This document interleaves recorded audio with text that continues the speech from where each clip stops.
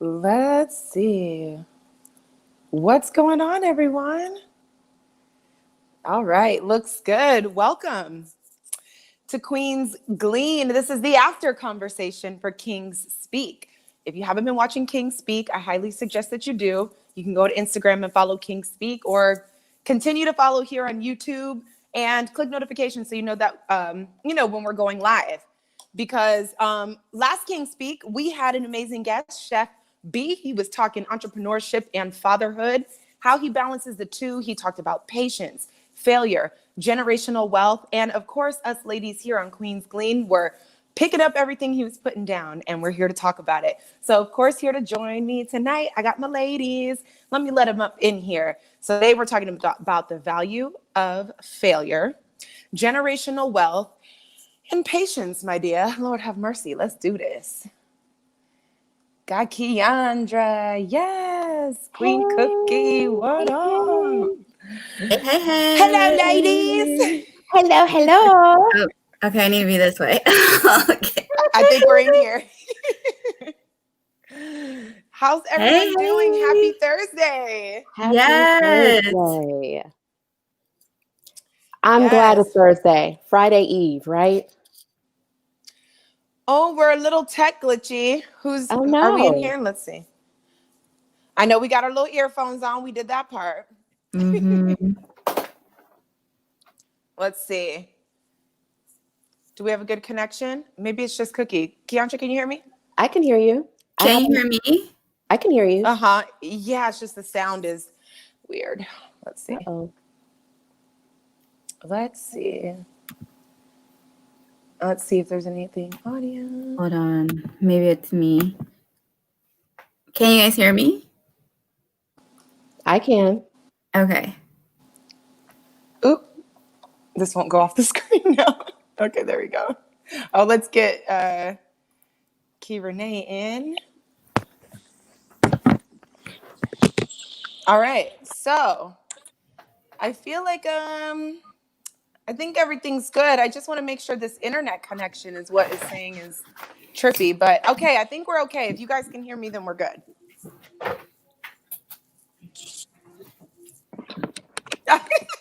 Where did Cookie go?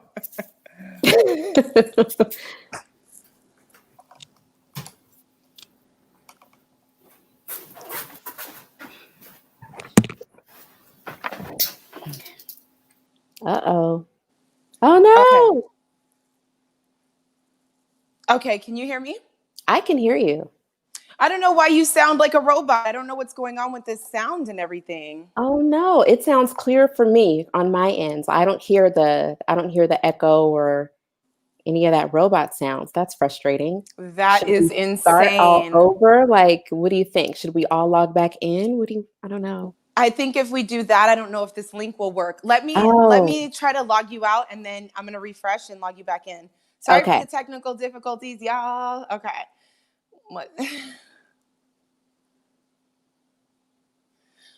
I mean, it happens. Mercury retrograde, whatever else is going on. Let me refresh. I don't know what it is here, but sometimes the tech is crazy. We must be in for a great conversation because got a little distraction going on. Hold on one sec.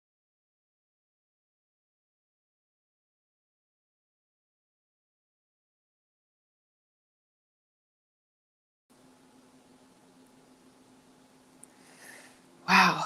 All right, let's try this again, y'all. All right, let's try this again, y'all. Okay, Kei, I can't see you. Okay, I think that's much better. I really don't know what was going on. I was like, that distraction. Look, we about to have a great conversation. That Mercury retrograde stuff is real. I had 3 meetings yesterday that got all the wires was crossed, just a mess. So yeah. I believe it. It's insane. And my technology's been having a mind of its own as well. So we'll just work with it. But I'm so excited to see you, beautiful ladies. Yes. Happy Thursday. Yes, happy Thursday. Okay, so let's just jump into the show. It was a really good show. I know we have so much that we can share because Brandon, he was so cool and fun. And I really love to see that he's so passionate about being a father and also creating something so his daughter just kind of has a well-rounded view of life, meaning, from an entrepreneurial standpoint, because, because he's got his hobbies and entrepreneur. Hold on. Kia, I can't. Okay, there you go. I was like, I can't see you. Right. I was like, I hear all kind of stuff, but it's noisy. Okay. Hey.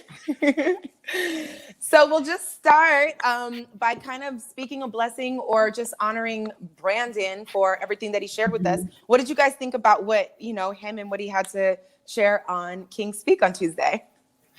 I think he was super awesome. Like, I loved his energy. I love that he is so dedicated to providing experiences to his daughter. Like, hey, Brandon, I think that's him. Is it Chef B? Is that him? Yes. What's up, Brandon? Yes. I thought that, like, seriously, shout out to you for nurturing those curious pieces of your daughter at such a young age, for allowing her to, explore and to work out her creativity through art, through giving her the experiences to give back to the community and service, like all of that. I think that is so awesome. So shout out to you for just giving your daughter those experiences and instilling that in her at such a young age. That's awesome. Yes. Yeah, it was the same for me. Just seeing a man have that much affinity towards his daughter, especially when we live in an era where it's so it's kind of it's not expected for the man to really be present, not even not even have that type of relationship. So I was like smiling from ear to ear watching his interview because everything was just so much about his daughter. And I'm a new mom too. And so I think that mentality of a parent is you always want to give your kid what you didn't have. So I think sometimes as parents, we live vicariously through our children. And I think that Brandon's trying to do that and give her, all the things that maybe he wasn't exposed to or didn't have. So I think it was really, really dope. I love what he's doing. Getting her business mindset going at a young age, teaching her about, being an entrepreneur. I think it's beautiful. Everything was just beautiful and on point. So blessings, Brandon. Keep doing your job as her father, and being an example in the Black community for sure. Oh, yeah, I piggyback on like what they both said, like especially being like or what would we consider ourselves, a single or a fatherless child. So it's like to see that and to see a man wanting to give his daughter all that at such a young age is like awesome. And I love just seeing like this new generation of men that are out here that are teaching their children about business so young and wanting to do that. But I'm gonna run away because I forgot to put my glasses on, you guys, and I can't see anybody. Squint, girl, you gotta lean in. No. Yes, but shout out to Chef B. Yes. He is going to definitely nurture a dynamic woman and instilling in her such a strong identity. So yes, shout out to you for sure. And I'm also intrigued to try one of these alcohol infused. No. We got to be careful. Keandra's in HR, Brandon. Don't be bringing them cupcakes to work. But I'm the unconventional HR, right. So please right. Bring them on. It's not safe for work cupcakes. I'm like, oh man. Sunny Rose in the chat was like, yes, the queens are here. I feel like you guys are a perfect panel. I get a little bit of everything I need from each of you. Love that. Thank you. Hey, Sunny girl. Thank you, Sunny. Yes. Appreciate the love. He's got us on the cupcakes. I'm pumped. And then when I heard he was local in Santa Clarita, I was like, oh, okay. Right. Yeah. Like, oh, really? Poppington. Little delivery situation. Mm-hmm. Yes. I love it. I'm going to have to come visit for that one. So yes, this was a really great conversation. There's so much to uncover here. And it's some of my favorite topics, especially because, actually all of us on here are entrepreneurs, whether we are have worked corporate in a season, are working corporate in a season, or whatever we're doing, we're out here, we're entrepreneurs. We all have our own businesses and our own things that we're doing and putting together. So I'm excited to dive in. So we're talking about the value of failure. I personally think, as I shared in the show, that failure is important, even though it's something that I've actually been the most resistant to, like for reals, just because I don't like the way it feels. I can sit here in maturity and tell you how valuable failure is, and at the same time kick and scream when I'm going through things that I don't like. Okay, but there is a small part of me, and it's big enough to remind me that I'm gonna be better on the other side. So how do you guys think failure plays a part in your life when it comes to relationships, entrepreneurship, and personal goals? Any of those? You don't know until you try. Oh. I mean, that's what it's been like for me, especially when it comes to relationships. I didn't even know the things that I wanted until I knew I didn't want them, or I did want them, and that goes with being in a relationship and learning through your partner. Oh, this doesn't work, or these are my boundaries. These aren't my boundaries, or, oh, this is the type of person that you like. That's trial and error. And, it sucks that you have to either be that for somebody or you have to go through that with somebody, but you literally learn who you are in those processes. And it's honestly in the failure that you learn who you are. It's when you're at your lowest of your low, and you're stripped naked and you're like, damn, that's when you learn, what it really is. And you get really to the root of it. And in business too, you learn what you're about. You learn that, sometimes people take a business venture and that's not even what they want to do, and then you learn, 2 years into it, like, this shit sucks. Like, I don't want to do this. And, you might feel a little silly because now you done preach to your friends and your family and all that stuff. This is my business. And then you want to shift lanes.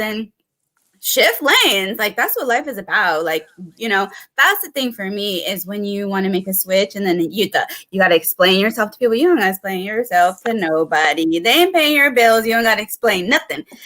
So, I think that, yeah, you can be all in for something for a period of time too, and then change your mind. So, you gotta go, like I said in the beginning, you gotta go through some things to learn who you are. There's no way around that. Failure is a part of life. It's a part of learning. So that's my take on it.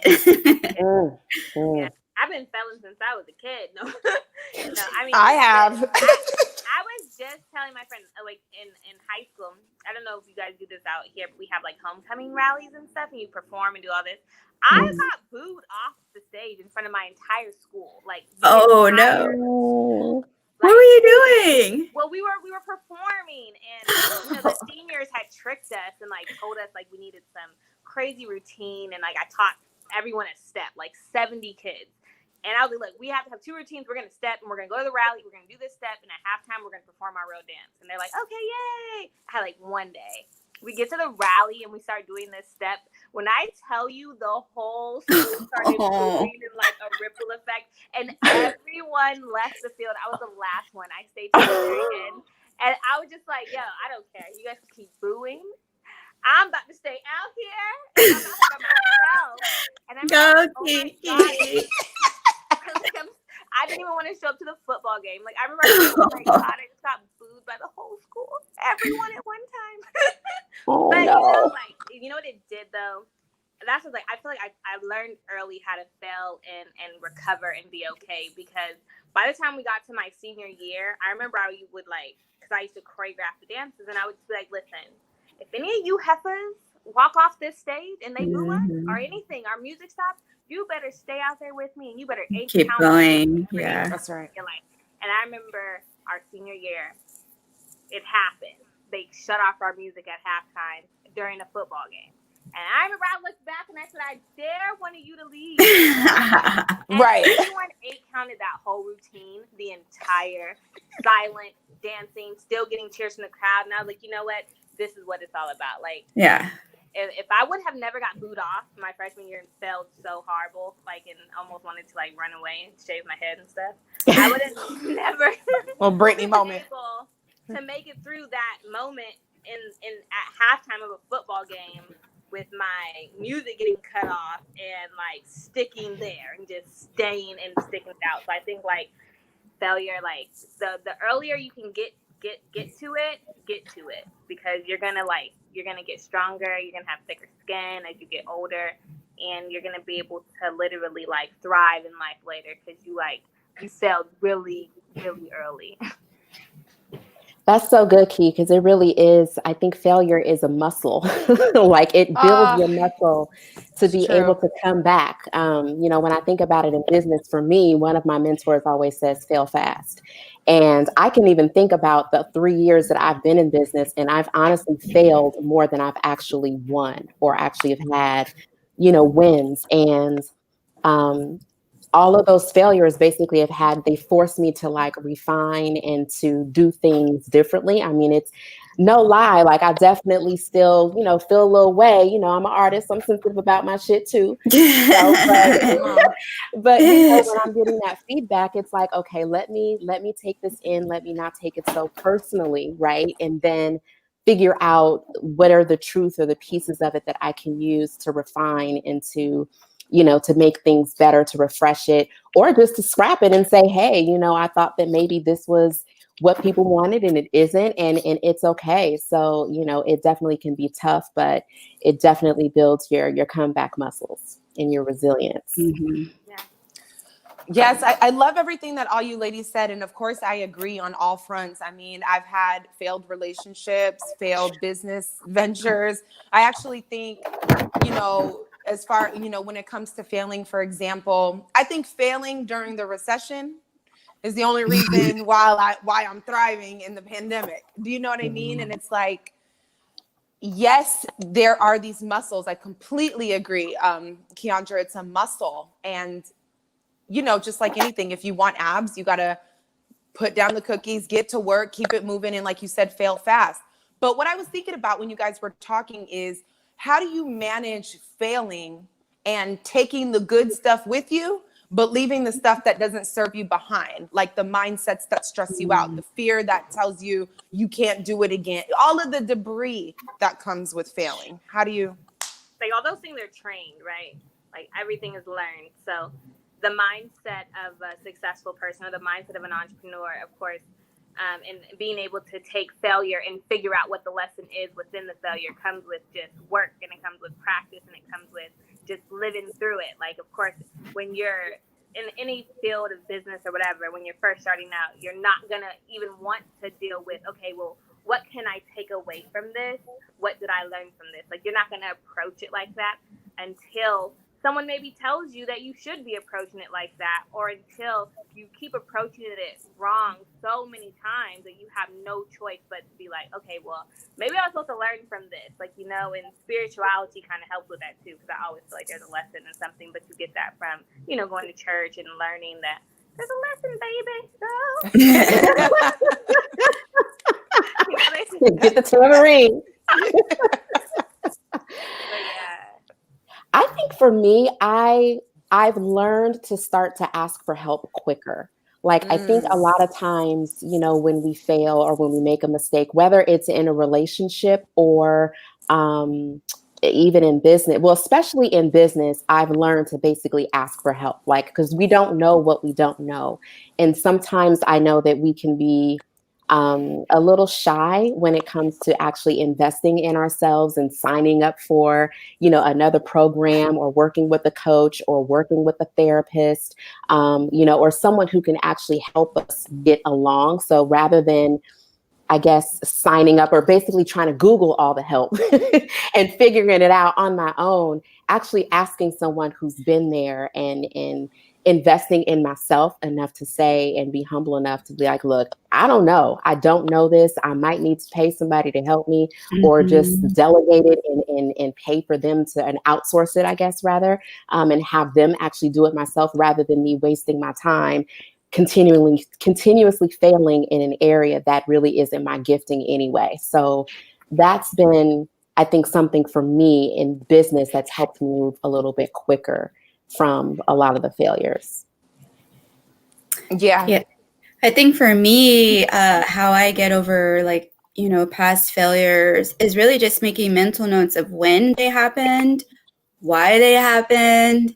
And when I see that or I'm faced with that again, that's the real test right there. Like, are you going to fail again or are you going to try something else? That's where it's at for me. I like to catch where things happen. I like to, especially in a relationship, where did we go wrong? Or, is this built up? Did it happen recently? Is it something we've been sweeping under the rug? And then once you find out where that is, and you find out, like I said, the root issue. The root is where you grow. So that's where it's at for me, is when I do fail or when I see something, I like to replay it all the way back over again. And then I learn from it by seeing both my faults and maybe even the faults in my partner when it comes to relationships. Mm-hmm. That takes so much maturity to do it in relationships, though, right? Like, it really does. Especially without blame. Without blame. Yes, without blame, with patience. You already kind of prepped us a little bit with that, Jaimi. I know that I don't have that much in every area. So yeah, it takes a lot of humility, maturity, vulnerability to actually get to a place where you can even engage in the conversation of figuring out where did we go wrong or what did I do wrong, when it comes to relationships, and being open to hearing that feedback. Yeah, that's definitely something I had to learn, because I ain't even gonna lie. My early failures, and even sometimes now, I think I'm, like you said, it's a maturity thing. But my early failures, I definitely closed my heart. I noticed it. Failing early made me close my heart when things didn't work out with my first business in the way I wanted them to, because there was still much value to it. Or Erica, baby, Cookie, mute when you do that, honey. Oh, sorry. It sounds like you going through the whole kitchen. I'm like, but what I was saying is, when it comes to failure, I did notice that there was a lot of times that made me want to close my heart, because when I opened my first business, for the first time, it's like your baby. It's your passion. It comes from your heart. It's your love. And to experience rejection there, and then in my experience, it was followed a failed engagement. I just felt too rejected to really even deal. And because it was the first time that I was really falling and scraping my knees, I had no clue how to get up. I had no clue what was going on. And I had no clue that my heart was so wildly affected by what I perceived at the time as failure after failure. So I absolutely agree. It's a maturity, because now, for me personally, it's about finding the balance between keeping my heart open, moving with discernment, and being able to take those hits without internalizing it in a way where I'm like beating up on myself or doubting who God has called me to be because something didn't turn out the way I thought it was going to turn out. So right now, my work in failure is to keep my heart open. Even with relationships, I'm like, what did you say, sir? I'm not talking to you anymore. This is closed now. I can relate to you, though. Yeah, for real. Because I remember, like, when I first finished school, and Erica can remember, like, I was doing a lot of hosting, and I had my own media outlet. And I remember I was like, I had hosts here, hosts in Detroit, and I was just like on top of the world. And then I just like stopped because I just felt like I had failed because I wasn't making any money. And I was just like, I have to stop this. And I remember I literally stopped interviewing people and stopped going on red carpets for almost like 3 years. And I kind of like convinced myself that I was still doing it by putting on events. And I would always tell myself like, no, I'm still interviewing people. I'm like hosting panels. I'm interviewing these people. But really that was me kind of just like running away from the fact that I felt like I had failed at being a self-operated red carpet host and media outlet. Like, And so, like, I could definitely, like, see how you just, like, shut down. But I didn't realize that I had shut down until, like, last year. Right. That's what I'm saying. It's like, that's why I love having these conversations, because we see memes. We hear things like fail fast and and I'm cool. I'm with all of that. But let's talk about all the layers that come with it. I need to know that I might cry for a week. My heart, I Or can months, feel, or a month, or more, or the or whole years. quarantine. Right. years. Like, this Yes. is serious. Like, how do you counteract? And it's like you just have to go through it, but there's just so much more that comes with it than just fail, go through it and come. We hear all these things, but I'm like, personally, you know, it wasn't that easy for me and I don't regret it, but it was like, I really hope to share with others, like, yes, there's all these things when you're an entrepreneur that people say, you know, all these memes and quotes and stuff, but the reality is we're human and we're sensitive and we go through things, and there's recessions and pandemics and breakups and meltdown. Like, there's just a lot that So comes with it. the way that I always think about that, Jaimi, is everybody is like a cell phone battery. We all have 100%, right? And then you get down to the red, and then there's no more. And I think that those low times, those times of depression, those times when we cry, those times when we're on the red, we have nothing else. There's nothing else. And so what happens is the phone dies. And then you plug the battery in, and then you actually charge it back up, and then you're ready to use it again. And I feel like the phone being dead is that gray space area where you go through those emotions, you go through that hardship, you go through that ugliness, you know, the depression, the guilt, the shame, the talking out, you know, talking yourself down and talking yourself into depression or out of even getting out of it, you know, and then you plug yourself back in and you recharge and you get back together. And for everybody that's different, but that dark area where your battery dies, that's where the real work is how do you get back to your charger? How do you fill yourself back up? And I don't think a lot of people know what their charge is. They don't know what their recharge is. And I think when you find that, that's when you start, like Keandra said, failing fast and being able to bounce back. So when that battery dies, you plug right back in because you already know how to do it. That's kind of what it's like for me, is when I feel myself in that red area, my battery is about to die. I'm hitting depression mode. I need to stop. Like, I need to take some time for myself and recharge. So Yeah. Yeah, I love that analogy. And I was thinking too, we were talking about the phone. I try not to let my phone die because it takes so long for it to recharge and get back. So that's another thing, is like, when I feel that yellow, that red, that 20% hit, I'm learning to train myself then to be like, all right, girl, I know you got stuff to do today, but make sure at least you take a couple extra hours then, or do something. Because what we not going to do is shut off. Let's see how high we can keep that battery, you know. And another thing I thought about when you're talking to Erica is, that I think is a value in failure is, yes, when we're on those down times, and that was so perfectly put, we need to find what it is we need to charge back up. But it's also those down times that reveal all of the other areas in which need some attention, because you start to hear how you're talking to yourself, or you start to hear how frustrated you're getting with patterns. And I think that that's an added benefit too, even though it hurts just the same. It's messy. yeah.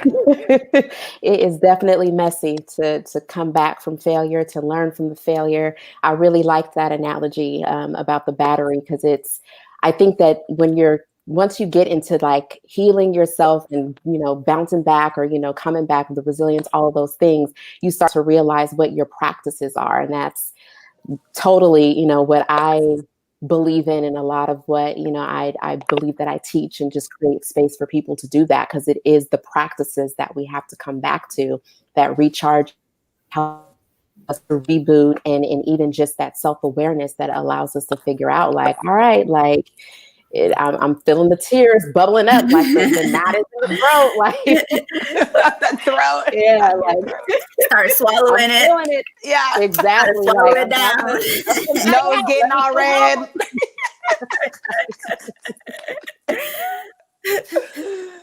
Jeez. Well, before we move from talking about failure to talking about generational wealth and patience, I also wanted to add in, what do you guys, so I feel like failure, yes, it affects men, it affects women. We're all out here, regardless of gender or whatever. We're trying to fulfill purpose.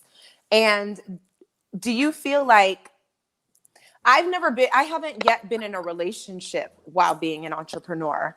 So I don't know how y'all feel, but do you feel like the ups and downs that you go through in entrepreneurship affects your relationship, or even Erica, in your sense, motherhood?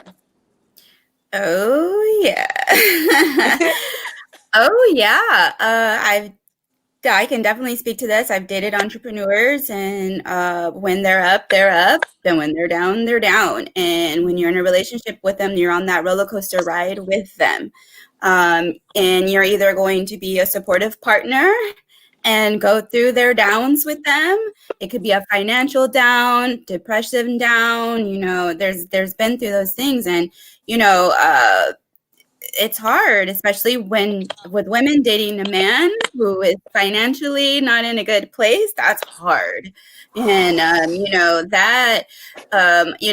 a little bit different when a woman is in a financially bad place, because the man's kind of built for that. But I can honestly just speak to, and then even like you said, for parenting too, there's those shifts too.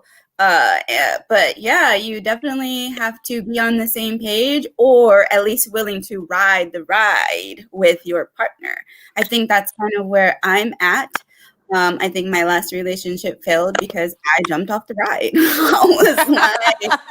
I was like, oh, like I thought I wanted to ride this ride, and we done went through a few loops, and now I want off. Stop that shit right now. And I got off the ride. Now, that's not a good partner. You're supposed to stay down the whole ride, and I wasn't. But also during the ride, I realized this wasn't what I signed up for. This wasn't what you told me the ride was going to be like.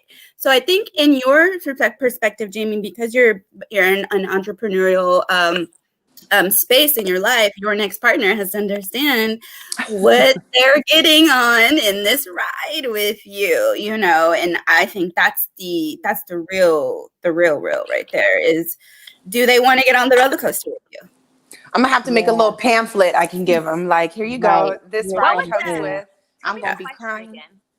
I was just talking about relationships, and as in entrepreneurship, do you feel like it affects your being an entrepreneur? Do you feel like it affects your relationships, your romantic relationships? Okay. I can say, oh, go ahead, Kei. No, go for it. It's coming in.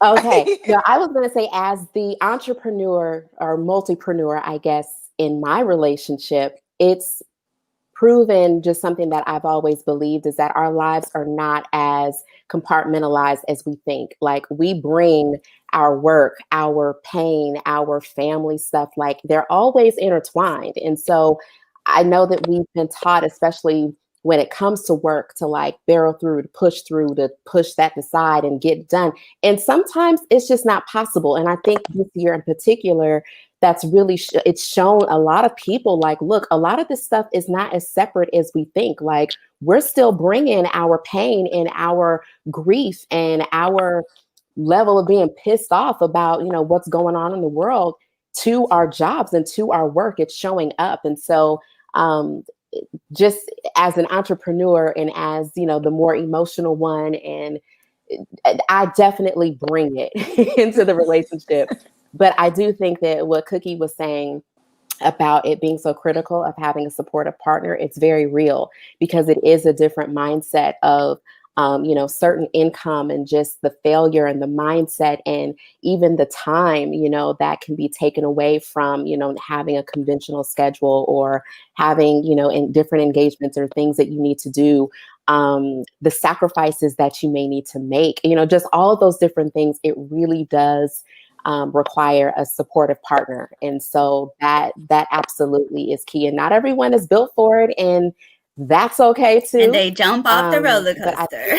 Man. And they jump off the roller coaster, and you know what I'm saying? Like, they just get with someone that's more suitable for them or more compatible. So yeah. I think as like a female being an entrepreneur is a different situations in dating, like if you were a male and an entrepreneur looking for a girlfriend as opposed to like a female entrepreneur looking for a boyfriend, because it's like you come across like two different types of men, right? You're going to come across that very confident, secure man who can roll with your punches and who can hop on your roller coaster, who can, support you, or you're going to end up with the person who, did I already say insecure or did I say secure? Insecure. Okay, so you said the secure partner first. Okay, so then are you going to get the insecure one, right? Are you going to get that guy who's like, oh, you're working so hard, I don't want to impede your progress because I feel like I'm going to distract you if we do this. Like, and I feel like women have we get a different like end of the stick because you never really hear a girl tell a man, I think I might distract you, if you start you running your own business and stuff. Like, I want to let you be great, boo boo. Like, no, so I think that's been that's like the thing. I'm speaking from just my personal experience, but it's just being an entrepreneur and a female trying to date as an entrepreneur is very difficult because you have to find that type of man who can handle that type of female. And there's not that many men who can or who want to compete with that. Or, they don't want to feel like you're outshining them this week, or, maybe your stuff is taking off, theirs is staying still. So now they're looking at you and it's like, nah, boo, we one household. Like, it's okay. Like, yeah. So I think that's where it gets kind of difficult as a female entrepreneur. And I've been one for 4 years and I still can't find one yet. They're so weird. Kiera and Jaimi, do you feel like it's a lot of pressure to like you said, Kiera, like if you're with a man who's like, oh, well, why is this guy saying this in your comments? Or, oh, you have this many followers, or, oh, you're spending this more time than you're spending with me. And it's just like, bro, come on, you really have to be with somebody that has their own stuff, because if you're not, they're just going to be hating on yours because they don't have it. Yeah, it gets difficult, and we don't know. Or you guys don't know a lot about how I operate, but I hop on flights for fun on Sundays. So it's to be able to find a guy who's like, okay, well, you're in this country this week, and then you're over here. What are you doing in Texas? Okay, well, what are you doing in this?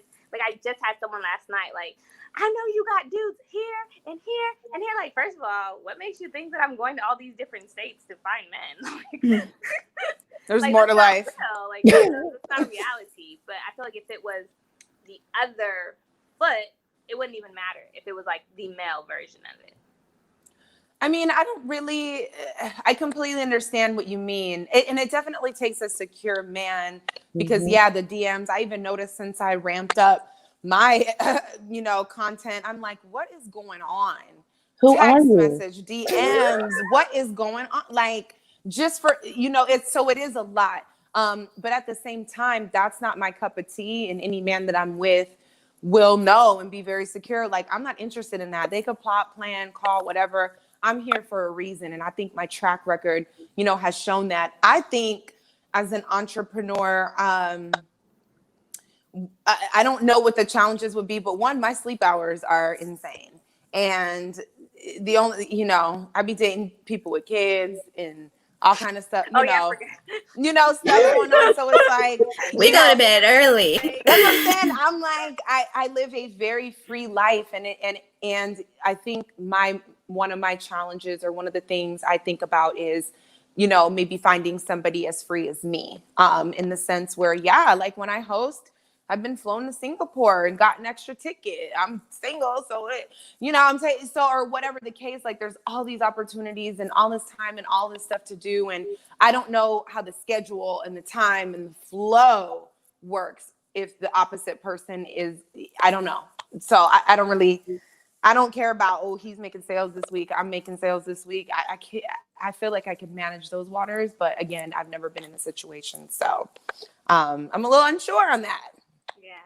No, I spoke from that because I dated an entrepreneur. It was a male entrepreneur, or an entrepreneur, and I was helping him grow his business. But then when I was like, okay, your business ain't my passion, bruh.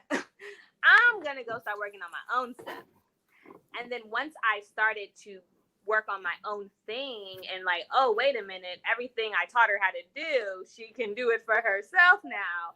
It literally, we broke up. Like, it caused friction in our entire relationship because that's not, or unfortunately, it was a man who that's not what he wanted for his girlfriend or whatever. He wanted a stay-at-home girlfriend. I bring in, we have a business. It's my business, but it's our business. We grow this business together. You're going to get bread. You're going to be fine. But why do you need to go do your own thing? And then now you have a business and me? No.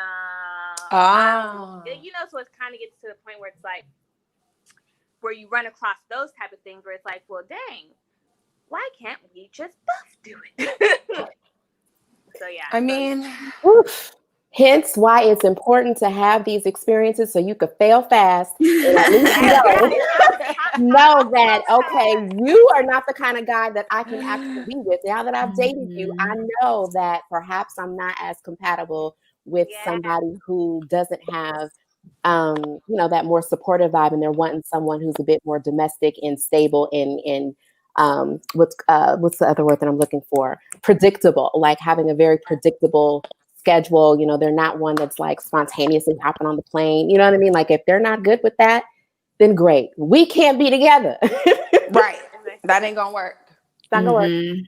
When you were talking though, Kei, I was thinking about, well, it being a woman and an entrepreneur, if I were to link up with a dude, I wouldn't mind if he was an entrepreneur, but also that I would be interested in his business too. So I'm cool with being a helpmate towards whatever they got going on. I think that might be one of my biggest strengths in relationships. So I don't think it'd be terrible to date an entrepreneur. I think I could, you know, go up and down with it, but them failures and mood swings I can only date an entrepreneur. Yeah. You know, like, these days I'm open. You gotta be. Like, I could only because maybe I don't. What? Someone can't. No, Jaimi was like, I'm open. I can't call it anymore. I can't say I will do this. I won't do that. I don't know. I know for me, I'm not compatible with 9 to 5 men. I don't think like you. I don't think I can't think that way. The one thing, and maybe this is because I'm in a different stage where I'm thinking about longevity and some stability. Listen, when I am a multipreneur, like I am an entrepreneur, like I have a business, but I also have a job. I know, like after working for 2 years or basically doing the entrepreneur thing without the job, the benefits, there is actually some freedom as like the woman to know if I'm with somebody who is basically if they have a 9 to 5 and I basically am doing my entrepreneur thing, I can be on their benefits. And so at least my family is still covered on the health benefit tip. And like there actually is like, for me, a little bit of like security where I'm like, all right, cool. Because when I was paying for it on my own, it did. And I'm at the age where it's like, I need to, like, I don't want to just, you know, run the risk of not having it just because for me personally, I've had health situations where I needed it. And so that just was something where I just had to bite the bullet and pay that almost $300 a month. And it killed me. I hated it. So to know, and that was just for me, you know, to know that, you know what, hey, if I'm with someone who they choose that path, then at least I can be covered on your benefit plan. Now that is a real adult conversation. Put me on your benefits, boo. Yes, I mean, but again, that's where I am in life. So I'm just like, I have to give me a 9 to 5 side boo. There you go. A benefits bank. You know, hey.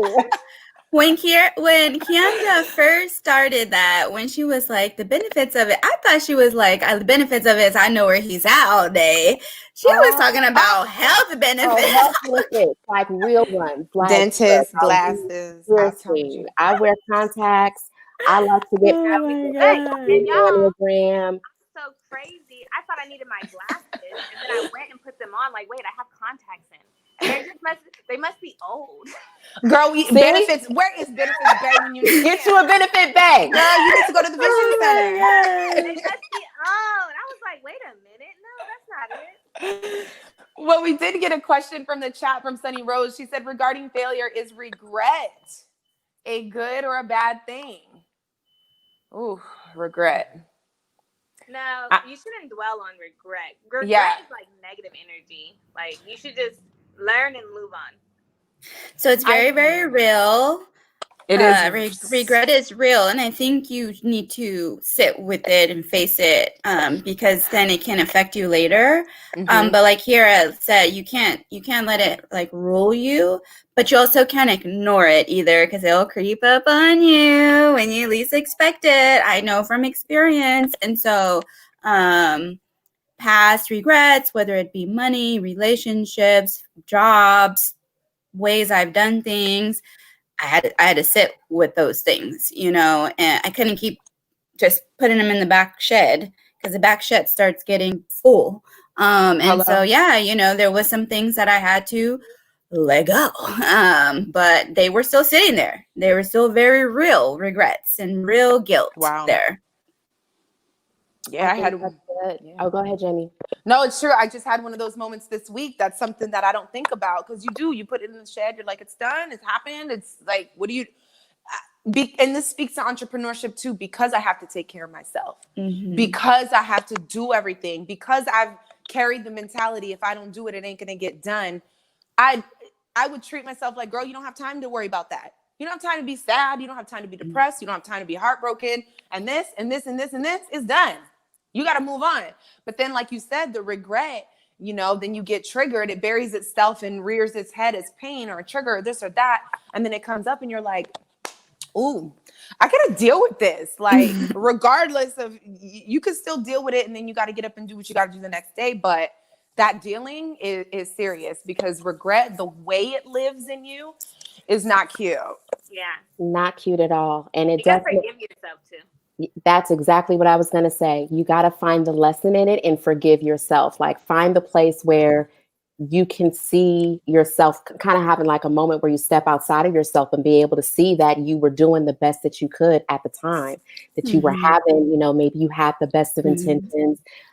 Some things are either out of our control, you know, wherever you may have been mentally or just within your heart. Taking account for all of those things so that you can move on a little bit quicker. But I do agree that, you know, being in that negative space of regret, it basically only puts you in this cycle of shame, and shame is a waste and is the lowest vibration where you don't want to live. And so you absolutely want to make sure that you sit with it, but find the lesson and forgive yourself so you can move on and heal. Yeah, for sure. Yeah, absolutely. That's so good. That's true. Well, I definitely want to talk about patience, because I actually feel like failure and patience go hand in hand. I know personally, I found value in patience, because I feel like I walked out the womb without any. I was like, now, yes, me, mine, go. Where's what? Like, I feel like I came out fired, ready to go. Like, we're doing this and we're doing it now, but it's just a lot of energy, you know?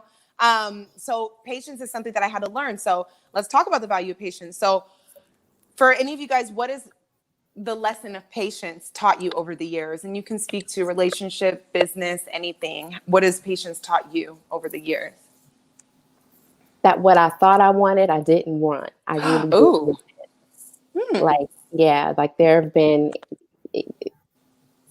in a relationship, there were times where there were certain characteristics or qualities that I thought that that I would want, and getting it at a certain period of time or not getting it right away, it was like, you know, but I actually didn't want that. Like, you know, I was previously engaged, you know, in my early 20s.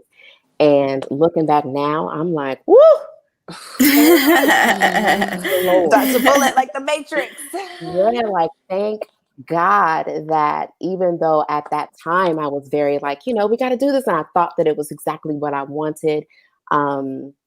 And it just wasn't time. And there was a season of feeling like I may have missed it, may have missed my opportunity, or, you know, just trying to figure out why it ended or just all those things. And looking back, and I'm like, oh, thank God. Because if I would have married him, I would have been yeah. Well, wisdom has taught me that patience has saved me from things too. And same like Keandra said, in even what when I do get something and I'm like, oh my God, if I would have got this at 25, I wouldn't have even known what to do with it. You know what I'm saying? I would have wasted, I would have burned it. So that's what patience has taught me, is that things come to you when you're supposed to get them and when you're ready for them. Because like I said, there's so many opportunities that I got this year that I'm like, oh my God, if you would have even put that in my world 2 years, I might have not even recognized it. I would have walked right past it and been like, what? Because, you know, like the vibration that I was in or the mindset that I was in wasn't even ready for that. And when I do receive things now, that's like the first sign of gratitude that I give up to my higher powers. I'm like, oh, I see why you made me wait for this, you know, because now I'm ready to receive it. Not only am I ready to receive it, I understand it. I'm not going to, you know, crush it and fumble it. I'm going to treat it like it's fragile, like it's beautiful, you know, because I've waited so long for this, you know. And I think that's kind of how I feel about love right now. I'm like, my next relationship has to be bomb because I'm waiting for it. And I'm really like, I know when it comes, I know I'm going to recognize it, because I know I'll be like, oh yeah, this is how it's supposed to feel. This is how it's supposed to be. It's because I waited and I stood my ground. I waited, you know, and that's what patience has taught me, Miss Jaimi. Girl, with your patience though. God, no. I'm with you about I'm that. not very patient, but I'm like, when it comes to those types of things, like careers, men, children, like you have to be patient or else you will get some stuff that you don't want. I know. Correct. You know, and I love what you said about, I actually had that thought earlier today. I'm like, you know, when I get in my next relationship, I know it's got to be bomb, because if I had to wait this long under all of these certain circumstances, it reminded me of Thanksgiving dinner. It's just like, you know, the later you eat, the more bomb that meal is. And I'm looking forward to having a bomb, slow roasted, delicious, you could smell it all through the whatever, leftovers for weeks type of relationship. And I know that it's got to be all that, because it's been marinating and waiting and slow cooking and seasoned, and you know, we're laughing over it, we're talking over it, we're doing all these things. We gonna eat later on tonight. That's gonna be some bomb dinner. Okay, so I definitely think, because I even consider something like patience is the only reason why I can, even in my anxiousness, sit down and be like, but all right, you know what I'm saying? Like, patience is one of these, I don't know if it's a universal law, but you get what I'm saying. It's definitely one of the pillars that you need in order to be able to do things for the long haul. Because when I didn't have any patience in the beginning, especially when I started my first business, I burnt out because I was sure that I could do everything that needed to be done today. This will be done today. Like, I had no concept of like pacing and time. Then I was like, the longer I stay up, the harder I work, the more people I talk to, the more I do this, I'm gonna get this.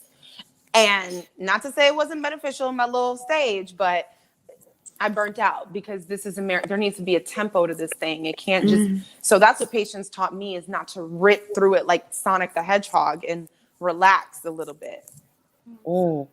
That's good. I was actually listening to a podcast the other day, and the guy said that. He was like, if you got everything that you wanted today, what would you have tomorrow? And like that hit, you know, because it was like, yeah, if you got everything that you wanted today, what would tomorrow look like? You'd be bored, right? And that kind of like, oh yeah, it put a piece on my soul, because I was just like, you know, we're as human beings, we want. And then, you know, but he was right. If you just got everything you wanted, then life wouldn't even be worth living, you know? And so that's where patience comes in, for sure. Absolutely. Wait, what were you going to say, Kei? I was just saying it's a culmination of what everybody said. Yeah, no, it's very true. I think, Keandra, you posted something today and I reposted it because it was talking about that. It's like, start by being grateful with everything you have in front of you, and then meditate on the future and the stuff that you want, and be excited for what's coming in the future. Like, give yourself something to be excited about tomorrow, type of a deal. And I thought that was really cute. So I get it when it comes to patience. You know, I can see how it's beneficial. And I definitely want to invite that characteristic in when it comes to relationships, because, you know, if you're really going to bond and mesh with somebody, before it was just like, he's cute, I'm cute, we have fun, like, this must be my husband. Now, he's For cute, I'm cute, it's real. fine, I'm I done, feel I'm that ready. way. No. Yeah. It's Don't let the challenging for me. sex be good. Oh my God. He's really Like, my husband. we're married. Like, we should just And get we gonna have married tomorrow. babies. Like, the whole nine. But you know, I'm learning now. Like, it seems very easy for me. But I'm looking now, and I'm just like, well, how has that worked out? Could you see how he works? Does this first? You know, sometimes I used to think like, oh, we need to have an argument, or we haven't been through anything yet, or we haven't. Like, what's the rush? Like, I think you could be intentional about what you're gonna do, but at the same time, you know, whether it comes to business or relationship, you have to be real about what that journey looks like for you. So if you're going to be intentional or set boundaries or deadlines or whatever, it still makes sense to like what you're doing, how you're doing it, with who, because rushing it's just a little bit unnecessary, I guess, is what I'm starting to see, just because it's like, yeah, we don't have all of the information that we need to know to really make a discerned and clear decision sometimes. So sometimes I want to let the butterflies settle, let the, you know, the haze, the rose colored glasses, let's peel them off and like really see what's in front of us. And, you know, because it's the same thing with entrepreneurship. I'm the type of person, if I get an idea, I'll start it so I can look at it and see what it looks like, whatever. But after that, I'm able to decide, do I want to continue with this thing? Do I have the patience to year after year after year still be talking about this? Or did I just learn how to build a website and I'm done now? Oh, I know how to build a Shopify site. Awesome. Great. Moving on. Someone else can do that now. Hey, guess I just needed the skill that you get in that. I got a lot of random skills. Well, no skill is random. I feel like if you learn how to do something, now it's time for you to charge somebody to do that for them. But good point. With like my board that I have like a board that has like all the projects that I want to complete and like everything that aligns in time that things are going to get done. But one thing that I learned, and I can't remember who said it to me, but I didn't get this from myself. But write out all your projects on the board, right? Circle the most important one, and then the rest of them can be done in a year. Or put them on a list that says, do not touch. Keep the ideas there, but do not touch them until the one over here is fully developed. And it doesn't matter if you have a do not touch of 20 amazing ideas and all this stuff. But if that one that's in progress side is not out of progress, you cannot go over to the do not touch. And I've had to literally do that to myself too, because I am the queen of take on amazing, like 8, 9, 10 projects. I was like, yeah, I'm gonna put on a tour. I'm gonna do this. I'm gonna do that. I'm gonna do that. You know, and it's like, and then you're sitting here doing all these things, wondering why none of them are actually thriving. But it's because you're spreading yourself so thin, trying to be the master of all your projects when you should have just put some. Okay, these are also amazing ideas that I came out with, but I just shouldn't touch these this year. Like, they can sit on the wall. I can walk past them. I can look at them. I can see them. And that also has to do with being patient. Like, patient enough to know, like, I can't touch those ideas yet, because if I touch these ideas, they're not going to be as grand as I want them to be, because I need to focus on this idea and I need to focus on this one 100%. And then once it's where it needs to be and there's, employees running it, now I'm going to go onto my wall and pick the next one that I want to work on. That's so good. That was I was good, gonna say, good for you, kid. girl. Sure, good for you. I think that most visionary. I'll be looking at the wall like, what's next? I'll be itching. Like, I want to do it now. And sometimes that can be our own procrastination and our own fear with the actual project that we need to actually manifest and bring to full fruition. It's almost like the distraction, rather. You know what I mean? Fear too. There is, some real wisdom. Yeah, it's a lot of fear, resistance. to basically not doing the thing that we're supposed to be doing right now in this season. And so that's really the key about the focus. Like, I know I struggle with that, of just kind of having a rabbit, chasing the rabbit of like, oh, let me go ahead and just, work on this little bath soak project, and it's like, no, Yeah, Bring it back. Come on bring now. it back in. Yeah. yeah, because it's like, even though you're probably amazing at it and it's something you're gonna be successful, if you can't give it 100% and you can only give it 20%, why even do that to that project? Like, you're being disrespectful to the thought. Well, gosh, I think about that when people have, a lot of kids. Sorry, Brandon Jones. No, that is real. Honestly, I mean, even like my child just went to daycare, and there's only a certain amount of kids to one teacher, like, because that's all you can watch at one time. So if you got like 10 kids and it's one parent, I don't know. Yeah, I don't know how you do it. I don't know. I know people. I could barely watch my son. I could barely watch him. I'm watching myself right now. Like, I can barely watch myself. I'm taking care of this right here, full-time job. Stopping me from doing bad things, from eating candy when I'm not supposed to. You be talking to yourself like, you did not have your dinner yet. Put the stuff down. Like, you have not eaten breakfast. It's 5 o'clock. What are you doing? Lord have mercy. Brandon, he quoted what's his name? Big Sean got a song out, and he put hold your head, guard your heart. And that's pretty accurate. I could take that right now. Hold your head, guard your heart. And guarding your heart doesn't have to mean like it's closed, you can't da-da-da. But even in the Bible, it says guard your heart with all vigilance. And the more I learn about life, it feels like it goes for all things, because it's like, you can be open, but there has to be a discerning mind and patience and time and a tempo and all these things before you just let everything in or get way too invested. Or there has to be tact about this, like a chess, not checkers type of thing. So I'm down. Hold my head, guard my heart. I could do that. So here's a question I had when it comes to patience. So how do you differentiate when to be patient and when to walk away from a project, from a relationship, from a thought pattern? Your intuition. I feel like your intuition always tells you things you don't want to listen to. It's a matter of just listening to it, because your intuition will let you know, all right, it's time to try and let that go. Like, it's not working. Like, let it go. And you're going to either be like, yeah, or you're going to be like, hold on, boo.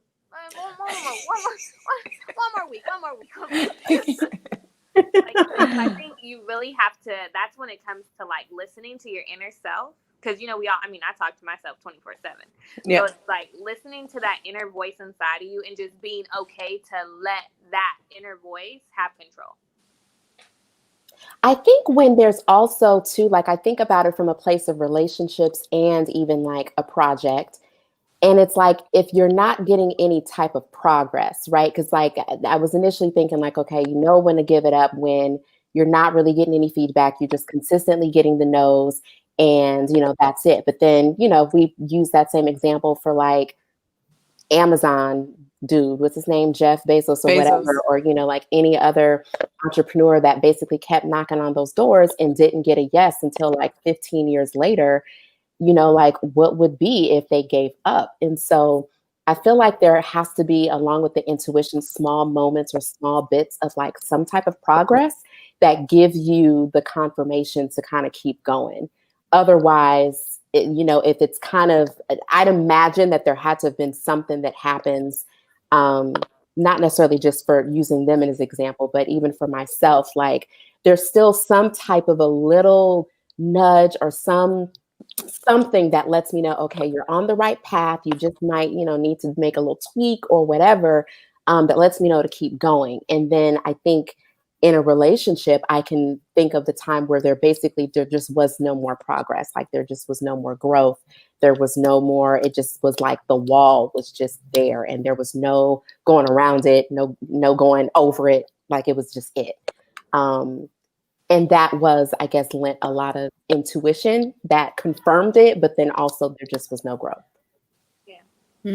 I think for me, it's passion. Like when I know something's done is when I don't want to do it anymore. I don't want to do it anymore. I'll revert back to my battery analogy. If something keeps draining my fucking battery and it's draining me faster than my charger can charge, we've all had that little thing pop up on our screen. You know, your battery is now charging the fastest it could be charging. We know those things and those people who suck out of you. It could be your job. It could be your relationship. And when I can't recharge faster than they're taking, I know I can't anymore. But even to speak to Keandra's point, only because I took a leadership class today at my job, my leadership teacher, he said, every 18 months you hit a ceiling. Every 18 months. It's how you get past that ceiling is whether or not you really love what you're doing, and you have to revert back to what you really started for in the first place. So, you know, everybody hits that, frustration moment. It's how you bounce back from that is really what lets you know if you want to keep going. And I think that when in the example of Jeff Bezos, something was still there, so inching him on to keep going. He was hitting those ceilings, but he knew what he was going for, and I think that's what kept him alive. And most entrepreneurs, when it's burning in your soul, and this is what God gave you to work with, and then when you're just trying something too. So like I said, it's passion for me and it's the drain battery for me. Yeah, I love that. That makes perfect sense. Such, a bunch of different things from each of you, and it's all, beautifully said. And it's about finding that balance. And it's not a one size fits all thing. You can't say when you're feeling this way, walk away, or when this happens, walk away, or if this happens, stay. Bezos is such a good example because there had to be a burning fire. I remember having that thing in my soul when I just knew what I was doing was working, and it did work, and it was great. But it's just like, I definitely feel like that burning passion takes you for a long haul. And I feel like it's the same thing in relationships. And that's what I'm kind of hoping for in my next relationship, because I know there's going to be time when I look at this man and be like, I don't want to do this anymore, or he's getting on my nerves, or I'm over it, or I'm about to walk out and leave everybody in this house right here. So it's like when you get to that moment, like you were saying, the ceiling, what do you do? What are you standing on? What is it about? What did you start that for? Foundation? Yeah. You know what I'm saying? What's the power behind this? Because it goes back to the patience and the failure. This is a marathon.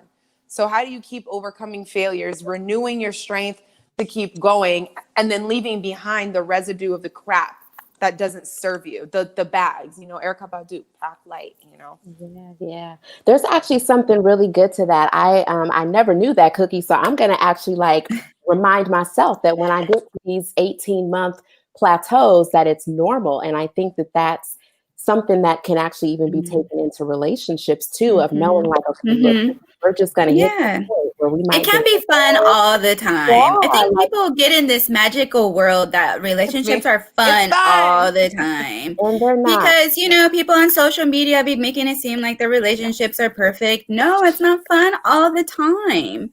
Right. But when it's bad, you have to think about that foundation and those fun times and make sure that, it's still worth it. And deciding as a couple, what do you do to get through the plateau? You know what I'm saying? Like, what do we do to actually get over this one hump? Because life is going to happen, parents going to get sick.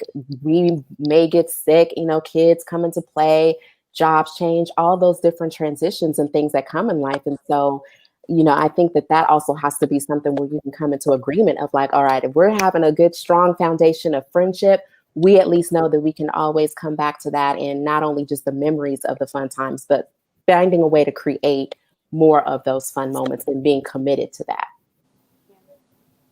Yeah, absolutely. No, that's beautiful. And then Brandon said in the chat, he just put, if you're dating an entrepreneur, be ready to be a part-time assistant. You too. Right. Yeah, you gonna assist me? Sure. Right. put these bracelets in the bag. And that's in parenthood too. Are you gonna Hello. help change diapers Be and these take the little, kids to bracelets. daycare and do all that stuff too? Like, Cook, I think you there's know. a lot of I'm not even gonna blame it on dads. There's a lot of parents that are checked out. And it takes both parents to raise a child, and taking those, taking the load off. And if there is a parent that does that, it's okay to step in one day and say, let me do that. Let me help you today. Let me go drop off Chucky at soccer practice today. Let me go do that, even though that's your normal job. Do you know how much pressure that takes off of somebody sometimes? And same, like, oh babe, let me do your accounts receivables today for you. What? Like, and it works both ways, even though that's not your role, just to step in and help your partner, and that's just what it's about. It's a partnership. Yep. Partnership. Yeah, because that's supposed to benefit everybody. Like, why not do it? Like, I would be happy to help my husband with his business. That's helping us. That's helping our kids. It's like literally a no-brainer. Helping the household. Mm-hmm. Yeah, the like, household. Yo, if you're dating me, you automatically get someone to help you with your business. Man. I help people build businesses for a living. So you think I'm not gonna be helping you build your business? Like, it just comes with the package. Right. I mean, that's a good package. Damn. Where are we signing up? look, we all good packages, because I know all y'all would be a very high asset to a man. It would be very wise of them to, if you like it, then that's why my kill switch is so like, come on, bro. Yeah, like we got this. Next, I'm going to China. Yeah. Instant automatic level up. Yes, seriously. It's an upgrade your situation. No, I love it. And this was such a good conversation. Just the last thing really quick before we get out of here, we'll touch on generational wealth, because we hear about it all the time. We hear about breaking generational curses, and there's all of this talk about all of these things. And it's one thing to talk about it, and it's one thing to do it and implement strategies and everyday practices. Like Nate, we all talked about the power of preparation. Like, are you preparing whether you have kids or not? Like, how far are we going with this thing to make sure that we have wealth? So what do you think about generational wealth and how to get that going for your future family, whether you have kids or not? Well, I mean, that's the meaning behind my entire platform. So it's literally creating first generation entrepreneurs so that we can break our family cycles and so that we can start to create generational wealth. But I think it all comes with information, right? So it's like step one is just to educate yourselves, because the only way to create wealth is through knowledge. And the only way to obtain knowledge is to go out and get it. Like, and you need knowledge in every single thing. And then being able to pass those things down. It's like, I feel so blessed to know that wealth and generational wealth, it all starts with seeing. So for your nieces, your nephews, your kids to even see you doing something differently, it's going to trigger something in their minds that never got to be triggered in yours because you just never saw it. So automatically you're breaking a curse there because they're seeing something they never saw before. Like, something else that is obtainable. So I think like that's just the first step. You really want to like break a curse, or the curse of wealth in your family. It's to either you be the first person to show a different option, whether you fail, whether you succeed, it doesn't matter. You don't even have to succeed, because the person underneath you, that niece, that nephew, may be the person who does get wealthy, but it was because they saw you. So you may be just the pawn in the curse, and someone else underneath you who got to watch is going to be the one to actually benefit from your failures. Like, Yes, girl, you just got me hyped with that, because I feel I know. anything, that's what I have to offer is my action. And whoever comes after me, you gonna see years of action, not giving up. I'm about that life in a way that not everybody is. I'll move. I will go across the country. I'll do whatever I have to do to fulfill purpose. And I've always said, whether it's me or not, I definitely believe I will be wildly wealthy just because that's who I am. But also, what you said about the person seeing, I love Tupac when he says, it's not his exact quote, but y'all get the point. Like, I may not be the one to change the world, but I'll spark the brain of the person that does. And every day in my action, that's what's on my mind. Like, I'm going for it, and I'm doing it in real life and in real time. So it's like, I have the experience, I have the guts, I have the failure under my belt, the patience, the this and that. And, you know, it may not be, it will be, oh, here's the house, here's the land, here's the business, but also here's the heart, here's the tenacity, here's the courage, here's the know-how, the long suffering, and all the other stuff you need in that fertile soil to grow something that's going to really last. So I really love that you said that like got me hyped. You know, I'm on the right track. Stay there. Yeah, I think for me, I mean, I grew up very similar to Kiara, you know, small town, small thinking. And then I was the first one in my family to be like, I don't know about y'all, but I'm about to be rich. Like, y'all are tripping. Like, and no offense to anyone who lives in my hometown. Like, I love Fresno. I love what it stands for. But that shit is not who I am. It's not who I am. I was like, don't put me in no damn box. This is not who I am. I'm going to be rich. I'm going to live in Los Angeles. I'm going to have all these things. And I don't have the wealth yet, but I've done everything else that I said that I was going to do. I fucking did it. And I think that's what motivates me is I grew up and I was like, this is not what I want. And I'm going to be the first person to show you guys we could do so much more. And I still have family members to this day that are like, I'm so proud of you. I can't believe you moved away. I can't believe you went to college. I can't believe you've been on red carpets. You've interviewed celebrities. You've been to this country, this country, this country. I'm like, you could too. What do you mean you can't believe it? What do you mean you can't believe it? Like, that makes me angry. But like Kiara said, I'm going to show you better than I could tell you, you know, and just look at me. I'm from Fresno, California, and I've been to multiple countries. I've lived in Los Angeles for 11, 12 years now. Like, I've broken the stereotypes of coming from a single family household and coming from, you know, being on and being in welfare and all those things. Like, I've broken those things. I've done those things. And for me to show my son that, like, look at where mommy came from. Look at where mommy came from. Mommy could do that. And you have all of this field to play with. Mommy had this much to play with. You have all of this to play with. I expect big things from my son. I do, you know, without putting too much pressure, but I do, because I'm like, I'm giving you half of the tools that I didn't even have. You know, if my parents taught me half the shit I knew now, woo, the game would have been changed. The game would have been changed at a very young age. But, you know, like I said, it's patience and learning all the things that I needed to know. And they came to me at the exact time that they needed to come to me. And yes, I am breaking those stereotypes. It might not be generational curses or anything, but I'm breaking those.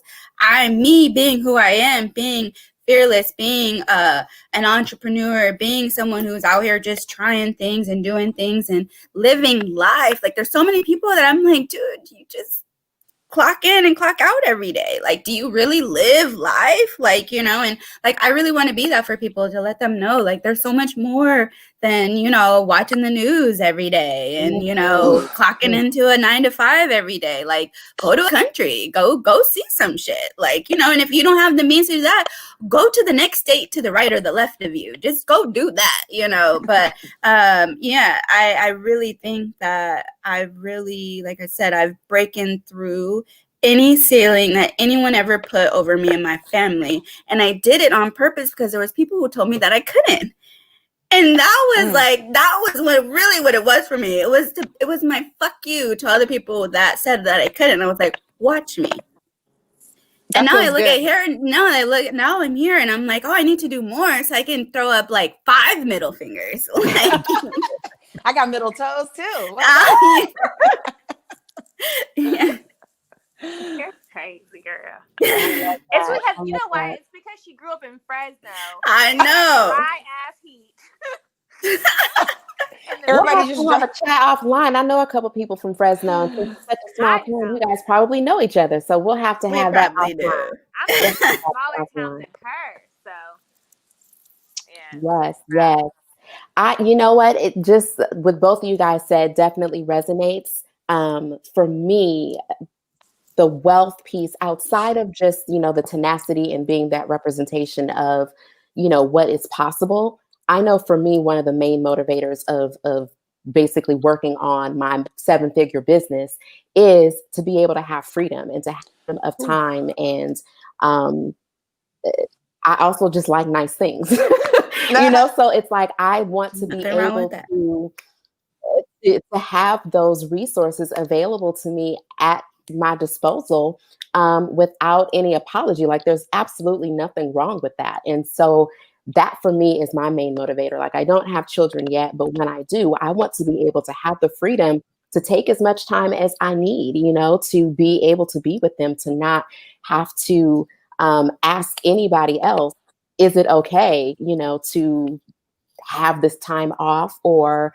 have like certain pressures. And I know that it just is, it's not really set up that way for most women to be able to have that choice, unfortunately. But that for me is one of my main motivators now, of like, I've got to have my freedom. Like that is a big motivator for me. And not just for me, I know the ripples of that will also be something that affects and impacts those who come behind me.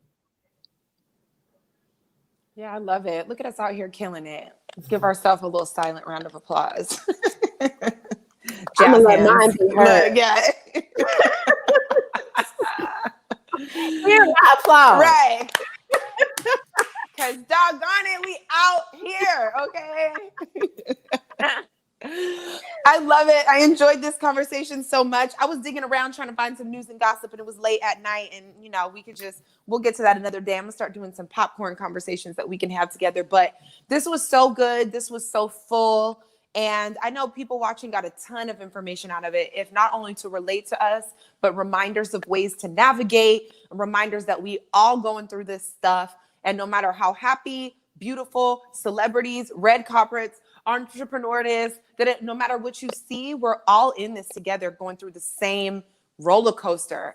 So it's just nice to like touch, connect, and share. So before we get out of here, we'll go Cookee, Kei, and then Keandra. Tell us where to find you online, any little thing you have coming up, any little last words, just whatever to close yourself out. Close us on out. We'll start with you, Cookee. Okay, yeah. So, hey, what's up, everybody? My name is Cookee. So you can follow me. My handle is here.